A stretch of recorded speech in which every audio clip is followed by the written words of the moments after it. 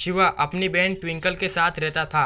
उन दोनों के माँ बाप कुछ समय पहले कार एक्सीडेंट में मारे गए थे। शिवा की बहन सोचती थी मेरी भाभी भी मेरा वैसे ही ख्याल रखेगी जैसे मेरे भाई शिवा ने रखा था। और कुछ दिनों बाद शिवा की रेवा नाम के एक लड़की से शादी हो जाती है। रेवा शुरुआत से ही सारे काम ट्विंकल से ही करवाती थी क्योंकि रेवा अपनी सहेली इमली से बात करती थी। इमली, वैसे तो मेरे सास ससुर नहीं है पर मेरी ननद ट्विंकल मेरे पे बोझ बनकर बैठी है। रेवा, क्यों ना तुम अपनी ननद ट्विंकल से घर के सारे काम करवा दो, तुम्हें एक नौकरानी मिल जाएगी, वो भी बिल्कुल फ्री।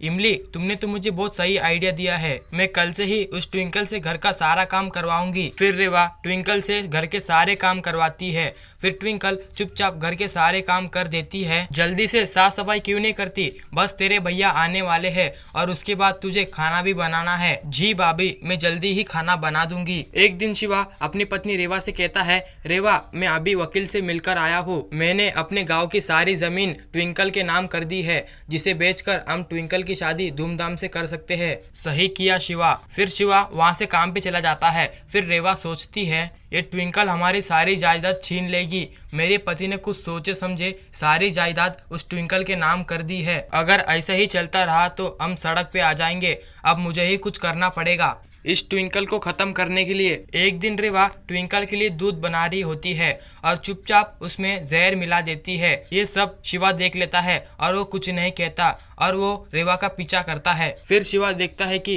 रेवा दूध लेके जाकर ट्विंकल को दे रही है। तभी वहाँ पर शिवा आकर ट्विंकल को रोक लेता है। ट्विंकल, इस दूध को मत पीना। रेवा, मैं तुम्हारी सारी असलियत जान चुका हूँ, तुम मेरी बहन को मारना चाहती हो। तुम रेवा अभी मेरे घर से बाहर निकल जाओ। मुझे माफ कर दो शिवा, प्लीज मुझे माफ कर दो। भैया, भाभी से गलती हो गई है, भाभी को माफ कर दीजिए, भाभी वैसे मुझसे बहुत प्यार करती है। ये सुनकर रेवा को बहुत ही पछतावा होता है और वो ट्विंकल के पैरों में गिरकर माफी मांगती है और शिवा से भी माफी मांगती है। फिर शिवा और ट्विंकल दोनों माफ कर देते हैं।